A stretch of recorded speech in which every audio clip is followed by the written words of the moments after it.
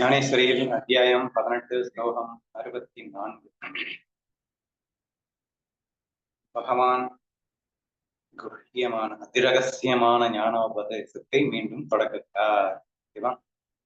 இதுல மேக்சிமம் அர்ஜுனனுடைய பாக்கியத்தை கொண்டாடுகிறார். சோ நம்ம ஃபீல் பண்ண வேண்டியது என்ன?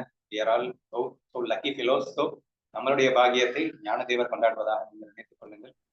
சோ நம்ம மேல எவ்வளவு ஒரு அக்கறையோட மீண்டும் மீண்டும் மீண்டும் ஒரு விஷயத்தை எடுத்து சொல்லிக்கொண்டே இருக்கின்றார் என்ற விஷயத்தை காண வேண்டும். சோ நம்ம மேல் அவருக்கு இருக்கும் அன்பினை உணர வேண்டும் அப்படிங்கிறது ரொம்ப முக்கியமா. உன் கவனத்தை விஸ்தாரப்படுத்திக் கொண்டு மறுபடியும் நான் சொல்ல போகின்ற பரிசுத்தமான சொற்களை கேள். Krishna is starting again. So நான் மறுபடியும் சொல்ல போறத நீ கேளு. இது வாக்கால் பேசத்தக்க வார்த்தையாயும் காதால் கேட்கத்தக்க விஷயமாயும் இல்லை, புரிய வைக்கக்கூடிய ஒரு விஷயமே இல்லடா. காதல கேட்டுட்டே ஈஸியா புரிஞ்சுக்கக்கூடிய அவ்வளவு விஷயம் இல்ல, சாதாரண விஷயம் இல்ல. ப்ளீஸ் கிவ் மோர் அட்டென்ஷன் அர்த்தம் இருக்கலாம். ஆனால் நீ உத்தமமான பாக்கியம் படைத்தவனாக இருக்கின்றாய்.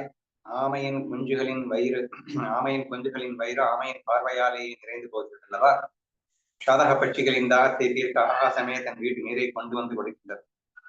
ஒன்று கிடைப்பதற்கு அவசியம் அனுஷ்டித்து தீர வேண்டிய சாதனம் அனுஷ்டிக்கப்படாமலேயே சில வேளை பலரூபமான அது கிடைத்து போவதுண்டு. ஏதாவது ஒண்ணு கிடைக்கணும்னா அதுக்காக நிறைய முயற்சிகள் நம்ம பண்ணாதான் அது கிடைக்கும் அப்படிங்கிற மாதிரி நமக்கு இதுதான் பொதுவா விதி இல்லையா? சும்மா உட்கார்ந்து இருந்தா எதுவுமா கிடைக்குமா? இந்த மாதிரி எதுவுமே கிடைக்காது. ஆனா இங்கே காதால் கேட்கத்தக்க விஷயமாகவும் இல்லை, ஆனால் உத்தமமான பாக்கியம் படைத்தவனாக இருக்கின்றாய். நீ ஆர் சோ லக்கி. நம்ம எல்லாம் பயங்கர லக்கியா இருக்கின்ற ஒரே காரணத்தினால பல ஆயிரம் வருடங்கள் தவம் செய்து பல ஆயிரம் வருடங்கள் என்னமோ பயிற்சிகள் செய்து யோகா செய்து என்னமோ செய்து அடைய வேண்டிய ஒரு விஷயத்தை உனக்கு ரொம்ப ஈஸியா கிடைக்க போகுது. ஆமையின் குஞ்சு பார்வையாலேயே போஷிக்கப்படுவது. ஏன்னா அப்போ குஞ்சுக்கு சிரமமே இல்லை, எந்த சிரமமும் இல்லாமல் அது காப்பாற்றப்பட்டு கொண்டிருக்கு. அதாவது சாப்பிட வேண்டிய அவசியம் கூட அதுக்கு இல்லை. ஸோ அந்த அளவிற்கு அந்த தாயுள்ளம் கொண்டு அந்த ஆமை போஷிக்கப்படுவது போல இப்ப கண்ணன் நமக்காக, ஞானதேவர் நமக்கு அந்த மாதிரி ஒரு ரட்சணை அல்லது ஒரு வரத்தை கொடுக்கிறார் அப்படின்னு சொன்னேன். இன்னொரு எக்ஸாம்பிள் சாதக பட்சியின் தாகத்தை, ஏன்னா அது மழை தண்ணியை தான் சாப்பிட்டு வாழுது. ஸோ அது ஆட்டோமேட்டிக்கா இது எந்த பிரயத்தனமும் செய்ய முடியாது, ஆனா வரணும், இதை புரிஞ்சுக்கணும். அந்த மாதிரி நீ எந்த பிரயத்தனமும் செய்யாமல் உனக்கு கிடைக்கின்றது அல்லவா? அதுக்கு எக்ஸாம்பிள் தான் சாதக பட்சி எக்ஸாம்பிள் சேர்த்து காட்டியிருக்காரு.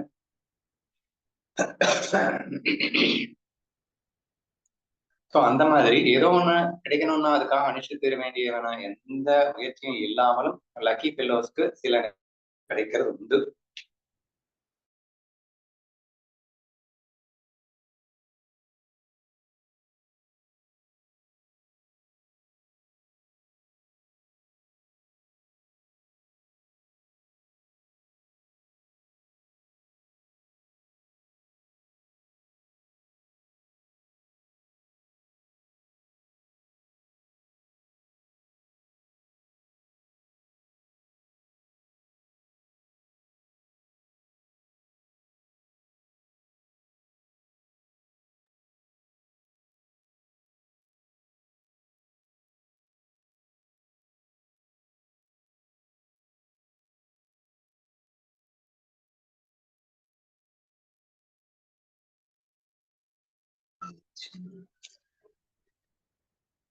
சாரிமா அப்படியே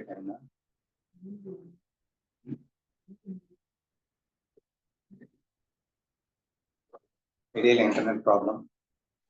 ஸோ கடைசி என்ன சொன்னாரு அப்படின்னா, இப்ப நான் அடுத்து சொல்ல போற ரகசியம்ன்றது ரொம்ப சாதாரண விஷயம் இல்லடா. இட்ஸ் எக்ஸ்ட்ரீம்லி ஒரு மிகப்பெரிய ரகசியம். எந்த அளவுக்கு அப்படின்னா, இந்த ஜீவன் பிரம்மத்தோடு ஐக்கியமாகி விடுவான். அப்படின்னா என்ன? துவைதம் நீ வேற நான் வேற அது வேற இது வேற அப்படிங்கிறதெல்லாம் மாறி பிரம்மம் நான் அனைத்தும் ஒன்று என்று அழைக்கப்படுவது பிரம்மம். சோ அப்போ நமக்குள்ள என்ன உணர்வு இருக்கு? ஜீவன்கிற ஒரு மாயா உணர்வு இருக்கு, பிரம்மம்ங்கிற அற்புதமான உண்மை உணர்வும் இருக்கின்றது. ஆனா இந்த ஞானம், நான் சொல்ல போற இந்த ஞானத்தை நீ கேட்ட அப்படின்னா, உன்னுடைய இந்த மாயா உணர்வு அப்படிங்கிறத விட உன்னுடைய பிரம்ம உணர்வில் நீ நிலைக்க போகின்றாய். ஜீவ பிரம்ம ஐக்கியம் அப்படின்னா மாயையும் பிரம்மமும் ஒன்றாக கலக்க போகின்றது. ஏன்னா மாயைக்கு தனி இருப்பு கிடையாது. பிரம்மத்தை விட்டு மாயை தனியால இருக்க போறது இல்லை. அப்போ நீ மாயையில இருந்தாலும் நீ பிரம்மே என்று உணர்கின்றாய் அல்லவா? அதுதான் ஜீவ பிரம்ம ஐக்கிய உணர்வு அப்படின்னு அர்த்தம். அப்ப துவைத பாவமும் அங்க இருக்க சான்சஸே இல்லை. ஈவன் தோ நமக்கு மாயைக்காக பல பேரும் பல விதமா தெரியும். பட் அது எல்லாமே நானே என்ற ஒரு முழுமையான உணர்வில் இருந்து இதையெல்லாம் நாம் அனுபவிக்க போகின்றோம் அல்லவா? சோ தேர்ஃபோர் அந்த ஜீவன் என்பது பிரம்மமாக மாறிவிடுகின்றான். தேர்ஃபோர் ஜீவ பிரம்ம ஐக்கிய உணர்வை நமக்கு தருவதாக சொல்ல போகிற இந்த ஞானம் அவ்வளவு பெரிய ஒரு வரம் படைத்ததாக இருக்கிறது, சக்தி படைத்ததாக இருக்கின்றது. இன்னும் வீட்டில் நீ நடுவில் நிலை கொண்டவனாக பிரம்ம அனுபவத்தின் சுகத்தையே புசிக்க பெறுவாய். அப்போது நீ பிரம்ம உணர்வையே பெறுகின்றாய் அப்படின்னா சச்சிதானந்தம், பிரம்மானந்தம், பேரின்பம் என்றக்கூடிய அந்த சுக உணர்வை நீ பெறப்போகிறாய். வெளிப்படையான உபகாரங்களை வேண்டாதிருக்கும் பிரேமைக்கு பாத்திரமாக இருக்கும் ஆத்மாவாகவே நீ எனக்கு இருக்கின்றாய். அதாவது கண்ணன் அர்ஜுனன் வந்து கண்ணனுக்கு எப்படி கிடைச்சிருக்கான் அப்படின்னா, அவன் என்னுடைய அர்ஜுனன் கண்ணன் வந்து யாரு? எல்லாருமே ஒண்ணுன்னு பார்க்கக்கூடியவன். அப்ப அர்ஜுனனை வேறையா பார்க்க முடியுமா? தன்னுடைய ஆத்மாவை தான் அர்ஜுனனையும் பார்க்கிறான் இல்லையா?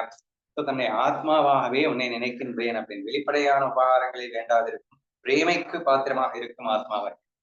ஆக்சுவலா நமக்கு வெளி விஷயங்கள்னா பிரேமை இல்லைன்னா சூழல் தான் சுகம்னு நம்பிட்டு இருக்கோம். பிரேமை இருந்ததுன்னா வெளி விஷயங்கள் எந்த விதமும் அவசியம் இல்லை என்ற ஒரு நிலையில் இருப்பான். அந்த ஒரு பக்குவத்தை பெற்றுவிட்டானாம் அர்ஜுனன். அப்படிப்பட்ட ஆத்மாவாக அர்ஜுனன் இருக்கின்றான். சரியா? பாத்திரமாக இருக்கும் ஆத்மாவாகவே நீ எனக்கு இருக்கின்றாய்.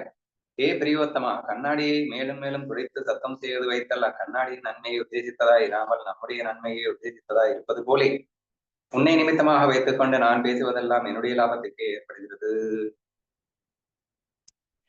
இப்ப கண்ணாடியை நீங்க டெய்லி வந்து என்ன பண்ணுவீங்க? நல்லா தொடச்சு வைப்பீங்க. ஏன் தொடச்சு வைக்கிறீங்க? கண்ணாடி மேல எனக்கு அவ்வளவு அக்கறை அப்படின்லாம் ஒண்ணும் கிடையாதுங்க. கண்ணாடி மேல அக்கறை அப்படிங்கிறத விட நான் அழகா தெரியணும் அப்படின்னா கண்ணாடியை தொடச்சு வச்சாதானே தெரியுவேன். என் மேல் உள்ள அக்கறையில் நான் கண்ணாடியை துடைத்து வைக்கின்றேன் அல்லவா? அப்படி அர்ஜுனா, நீ வேற நான் வேறையாடா, நீயும் நானும் ஒண்ணுதானடா. அப்போ நான் உன்னை தொடச்சேன்னா அது என்ன தொடச்ச மாதிரி தானடா. சோ அது எனக்கே நன்மை. எப்படி கண்ணாடியை தொடச்சதுன்றது எனக்கே நன்மைகரமாக அமைகிறதோ அப்படி நான் உன்னை துடைத்து வைப்பது என்பது எனக்கே நன்மை செய்வதாக அமைகின்றது. ஏன்னா நான் வேற நீ வேற இல்ல. ஸோ தேர்ஃபோர் அந்த ஒரு ஈக்குவேஷன் அழகா இங்க பாயிண்ட் அவுட் பண்ணி காட்டுறாரு. நான் பேசுவதெல்லாம் என்னுடைய லாபத்துக்கே ஏற்படுகிறது. நம் இருவர் நடுவில் நான் நீ என்ற வித்தியாசம் உண்டோ ஹே அர்ஜுனா? ஏன்னா நான் வேற நீ வேறையா? நம்ம 2 பேரும் ஒண்ணுதானடா அப்படின்னு கேட்கிறாரு. என்னுடைய உயிர்நிலையில் மறைந்து வைத்திருக்கும் ரகசியத்தை என்னுடைய உயிராகிய உனக்கு சொல்லி வைக்க வேண்டும் என்று வேறு கதி அற்ற எனக்கு ஒரு பேராசை ஏற்பட்டிருக்கிறது. உயிர்நிலையாகவே மறைத்து வைத்திருக்கின்ற அந்த ரகசியத்தை உனக்கு சொல்ல வேண்டும் என்று கண்ணனுக்கு தோணிடுச்சு. எந்த அளவுக்கு சொன்னாரு? உயிராகிய உனக்கு சொல்லி வைக்க வேண்டும். என்னுடைய உயிரே நீதான் அப்படின்னு ஒரு எக்ஸ்ட்ரா விஷயத்த சொல்லியிருக்காரு. எல்லாமே ஞானதேவர் நம்மை பார்த்து சொல்வதாக நீங்கள் ஃபீல் பண்ணுங்க அப்படிங்கிறத நான் முதல்ல சொல்லிட்டேன். எனக்கு ஒரு பேராசை ஏற்பட்டிருக்கிறது. உப்பு ஜலத்தில் தன்னுடைய சொரூபத்தை கொடுத்து விட்டு ஜலமாய் போய்விடுதலில் வெட்டப்படாதது போலே நீ எனக்கு உன்னுடைய சர்வத்தையும் கொடுத்து விட்டுறவனாக இருப்பதால் உன்னிடத்தினின்று நான் எதை மறைத்து வைக்க முடியும்? அர்ஜுனனுடைய சரணாகத பாவத்தை வெளிப்படுத்துறாரு. உப்பு ஜலத்துல கலந்து விட்டு டோட்டலா உப்பு இல்லாமலே போயிடும். தன்னை முழுவதுமாக கொடுத்து விடுகிறது இல்லையா தண்ணீர்ல? சோ அந்த மாதிரி உன்னை முழுவதுமாக என்னிடத்தில் சரண் புகுகின்ற அளவுக்கு நீ என்னிடம் பிரேமை காராட்டும் போது உன்னிடத்துல நான் என்னடா மறைக்க முடியும்? கம்ப்ளீட்டா நான் எல்லா ரகசியத்தையும் சொல்லித்தரேன். ஆகவே ரகசியமான அனைத்தையும் மறைவில்லாமல் வெளிப்படுத்தி வைக்கும் என்னுடைய பிரம்ம ரகசியத்தை உனக்கு சொல்வேன் தான் சொல்லி முடித்ததுக்கு அப்புறம் மறுபடியும் ஆரம்பிக்கிறாரு. நம்ம பாக்கியம் படைத்தவர்கள் கேட்கலாம் மீண்டும் மீண்டும்.